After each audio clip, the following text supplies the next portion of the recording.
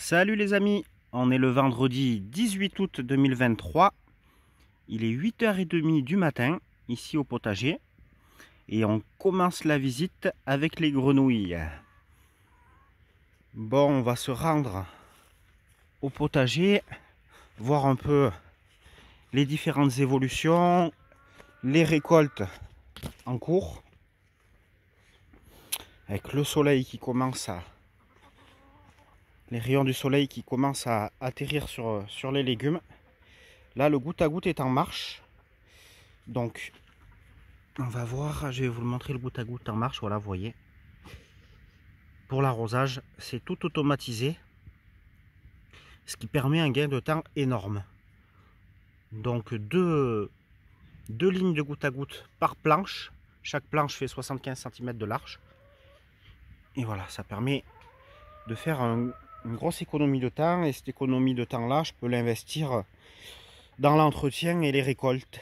Voilà, même si je suis souvent en retard, mais ça serait encore bien pire si j'avais pas l'arrosage automatique au goutte à goutte. Donc là, j'ai désherbé tous les poireaux hier. Ça, c'est une bonne chose de fait. Ils vont pouvoir continuer leur progression sans la concurrence des herbes sauvages. Je vous montre un peu la partie pépinière et bouture, puisqu'il y a eu des départs. Le petit mûrier à fruits a été replanté en pleine terre. Les fées de joie que j'avais acheté à la pépinière aussi en pleine terre. Et les 3 pêchers issus de semis de noyaux aussi ont retrouvé la liberté. Ils sont plus en pot, ils sont en pleine terre. Donc voilà, ils vont pouvoir commencer leur vie d'adultes, de jeunes arbres. Voilà, il reste des mûriers, des boutures de mûriers de mûres sans épines. Et là, vous voyez, donc j'ai bouturé ça à l'automne dernier, de mémoire.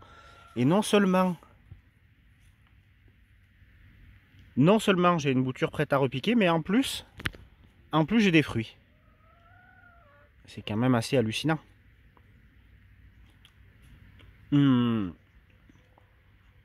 Voilà, romarin. Ah oui, je voulais vous montrer.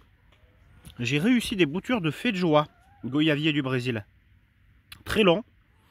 Taux de réussite très faible.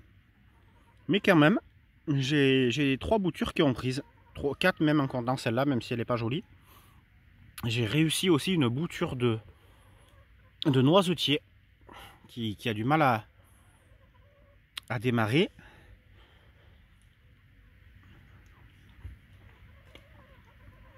Mais qui est quand même là. Oui. Du coup, j'ai toujours les actinidia, donc liane du kiwi. Toujours en attente d'être libéré en pleine terre. J'aurais dû le faire au printemps idéalement, mais bon, c'est toujours pas fait parce que j'attendais de mettre en place la structure. Et là, j'ai récupéré, comme vous le voyez ici, j'ai récupéré ça chez une cliente qui s'en débarrassait. Voilà, ça a été énormément de travail pour les déceler du sol. Mais du coup, ils sont là. Donc maintenant, il va y avoir du travail pour les mettre en place. Je ne sais pas quand est-ce que je trouverai le temps de le faire. Mais en tout cas, c'est prévu. Et du coup, je pourrais y planter les kiwis. Voilà, ici, j'ai fait un repiquage de jeunes plants de salade. On va avoir les premières tomates cerises de la saison. Parce que je les ai plantées très en retard. Tout comme toutes les tomates de cette planche là.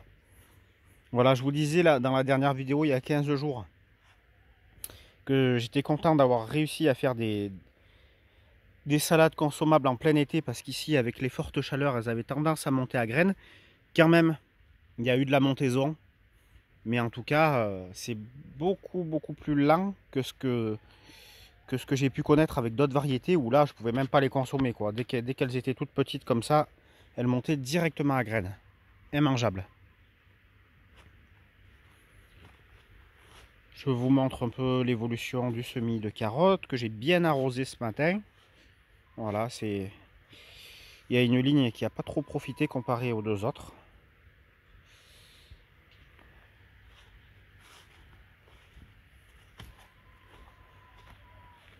Hop, ce matin j'ai fait une récolte de tomates sur cette planche là qui, voilà, qui commence à être un peu en fin de vie, mais qui continue quand même à produire.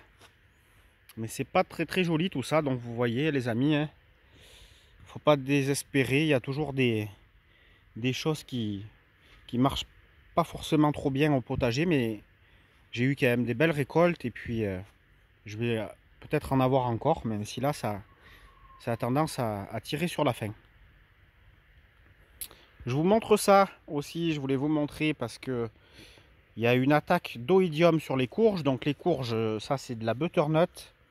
J'en ai fait beaucoup moins cette année. J'ai fait que cette planche là, il doit y avoir 5 plants. Ici j'ai laissé la place pour les laisser courir. Et donc oïdium sur les courges. Donc ce matin j'ai saupoudré du soufre. Donc ça c'est utilisable en agriculture biologique.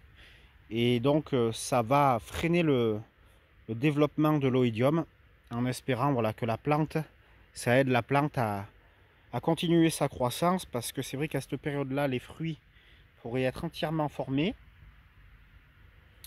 Or ce n'est pas le cas, il y en a quelques-uns, mais c'est plutôt au stade de la floraison pour l'instant, parce que je les ai mis quand même bien en décalé. C'était un peu volontaire et puis un peu aussi dû à du retard. Donc les deux cumulés, c'est vrai que je les ai mis quand même bien en retard. Voilà, les choux, l'évolution des choux, ça, voilà, ça fonctionne bien. J'ai mis beaucoup de choux cette année. Je vais pouvoir ouvrir un magasin de choux. On ne pourra jamais tout manger. Voilà, donc ben pour les choux, c'est un super légume à cultiver et à consommer, hein, parce qu'il y a plein de variétés différentes. C'est pas très compliqué à réaliser les choux. Il y a, voilà, il y a 3 choses à respecter. Les planter au bon moment. Donc ici en Ardèche, avec le climat que j'ai, je vise de les repiquer en pleine terre début juillet, ce qui veut dire un semis dans la première semaine de juin, si je pars du semis. Après ça dépend du climat. Le deuxième facteur de réussite, ben, c'est un sol toujours frais et humide. Donc ça, et ben, avec un gros paillage et de l'arrosage régulier, il n'y a pas de problème. Et enfin, le troisième facteur de réussite, c'est d'avoir un sol riche. Donc là, ben, il faut bien être généreux avec le sol en début de saison, fumier, déchets organiques, etc. Tout ce qui peut, arrosage à l'urine, diluer, tout ce qui peut fertiliser le sol. Voilà, on a mangé la pastèque, on a tardé à la manger, on l'a gardée un petit moment au frigo, elle était excellente. On n'en a pas eu beaucoup, on en a eu une jolie et une plus petite. On a attaqué à manger la jolie, et là je vois qu'il y en a une autre qui pousse au pied des hippomées qui se ressèment spontanément chaque année. Cette fleur magnifique qui est l'hippomée, aussi appelée volubilis.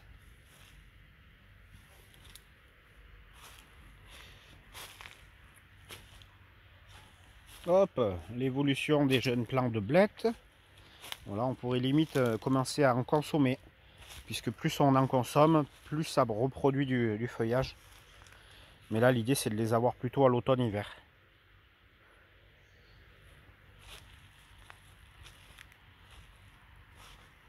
Hop, les melons, ça fait un moment que j'ai tout ramassé, mais je vois que ça repart un peu. Là, il y a encore de la floraison.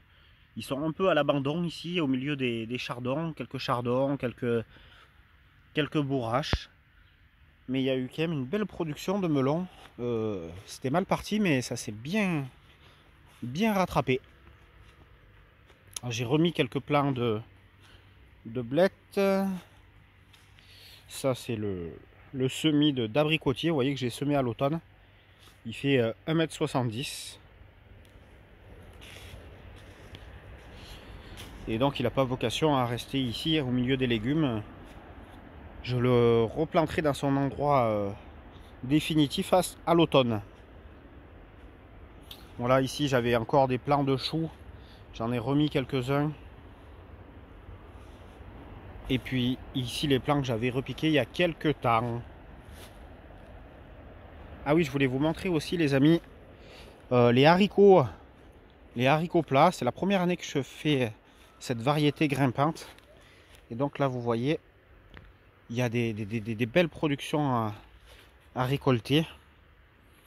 J'aurais dû les récolter déjà, je ne l'ai pas fait par manque de temps, c'est dommage. Voilà, haricots plats qu'un ami m'a conseillé pour la soupe au pistou et qui sont très bons aussi, préparés différemment.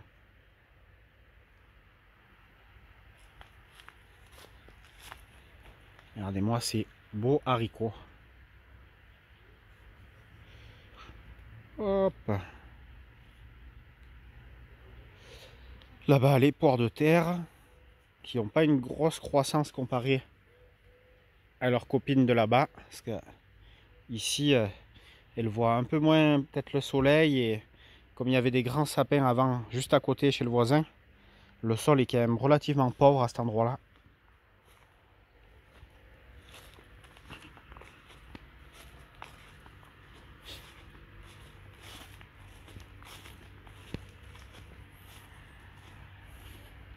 Là, c'est les haricots verts que j'ai pas forcément ramassé les derniers. Tant pis pour nous. Et puis là, il me reste encore de la place, sur toute la longueur, là, sur les 18 mètres. Donc là, j'ai prévu de finir de repiquer les poireaux que j'ai pas encore repiqués. Peut-être que j'y remettrai encore quelques jours parce qu'il me reste des plants à repiquer, donc je sais pas quoi faire. Et puis surtout semis de carottes navets. Et puis je verrai si j'y fais autre chose ou pas. Peut-être que je garderai de la place pour des verdures, mâches, etc. D'ailleurs, ouais, fin août, il faudra que je pense à repiquer de la mâche ou à en semer. Ou les deux, on verra comment se présentent les choses. Donc voilà les amis, je voulais ramasser aussi quelques poivrons. Ah, j'ai vu qu'il y avait des poivrons qui étaient prêts à ramasser. Hop, oh là là, un poivron, un joli poivron. Ça sent bon. Bon, je vais en ramasser parce que j'ai vu qu'il y en avait aussi là-bas. Des poivrons, j'ai 2-3 plants de poivrons là-bas aussi. Il faudra que je les ramasse. Et puis, je vous dis, je vous souhaite un excellent dimanche les amis. Et à bientôt pour une prochaine vidéo.